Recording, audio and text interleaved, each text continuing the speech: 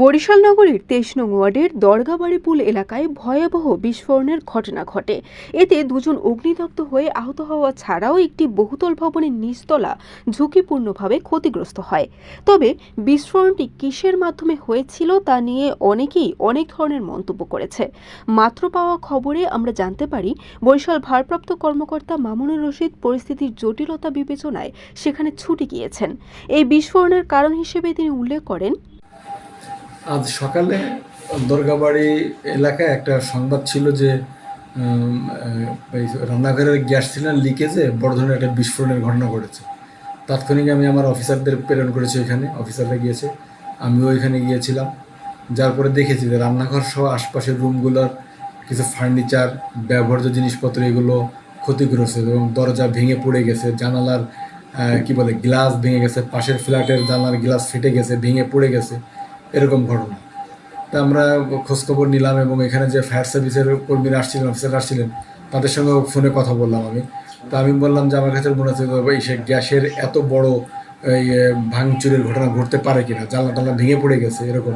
তো ওরা বলছে যে স্যার, গ্যাসের যখন খুব বেশি চাপ থাকে, যদি এরকম হয় তখন এটা হতে পারে। আমি বলি এটা দূরের একটা ঘরে সে জানালা গ্লাস ভেঙে গেলে এটা হতে পারে। হ্যাঁ, হতে পারে। গ্যাস যখন যেদিকে বেরোনোর চেষ্টা করছে ওইদিকে বিকট শব্দ করে বের হয়ে গেছে, তখন সে জানলার গ্রিল টিল ভেঙে নিয়ে পড়তে পারে, এরকম নজির আছে। তা আমরা অন্য ইয়েগুলো নিয়েও, সন্দেহগুলো নিয়ে কাজ করছিলাম, কিন্তু আসলে এখানে যদি কোনো ধ্বংসাত্মক কিছু হয়ে থাকে, যেমন এটা আমার মনের ভিতরে কাজ করছিল যে কোনো গন্ধ টন্ধ পাওয়া যায় কিনা, কিন্তু আসলে আমরা তো অনেক মানুষের ছিলাম, সিআইডি ক্রাইম সিন টিম ওখানে কাজ করতেছে, কিন্তু এরকম কোনো গন্ধ পাওয়া যাচ্ছে না যেটা আমরা সন্দেহ করতে পারি যে এটা কোনো ক্রিমিনাল ইনসিডেন্ট ছিল কিনা। তো আমার কাছে এখন পর্যন্ত এটা ওরকম মনে হচ্ছে না। তারপরেও যেহেতু আমি বিশেষজ্ঞ না, এটা ফরেন্সিক পরীক্ষা নিরীক্ষার পরে হয়তো বলা যাবে যে গ্যাস লিকেজের বাইরেও অন্য কোনো কিছু এখানে আছে কিনা। ধন্যবাদ। তো এখানে ছিল ওর ভিতরে পেট্রোল, সামনের অংশ, মিটার বক্সের সাইডটা, তারটা সব পুড়ে গেছে মোটরসাইকেলের।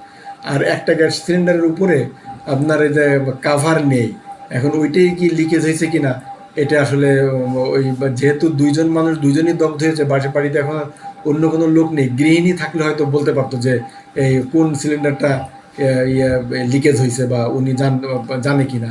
দগ্ধদের সাথে কি কথা বলতে পেরেছিলেন? না, দগ্ধদের সাথে কথা বলতে পারিনি, তবে ওদের আমি ছবি দেখেছি, আমি অফিসার পাঠিয়ে খোঁজখবর নিয়েছি যে একজন বাবা যে তার বেশি অংশ পুড়েছে, দগ্ধ বেশি হয়েছে, আর ছোটো ছেলেটা যেটা 11-12 বছর বয়স, 11-12, সে দগ্ধ হয়েছে কম।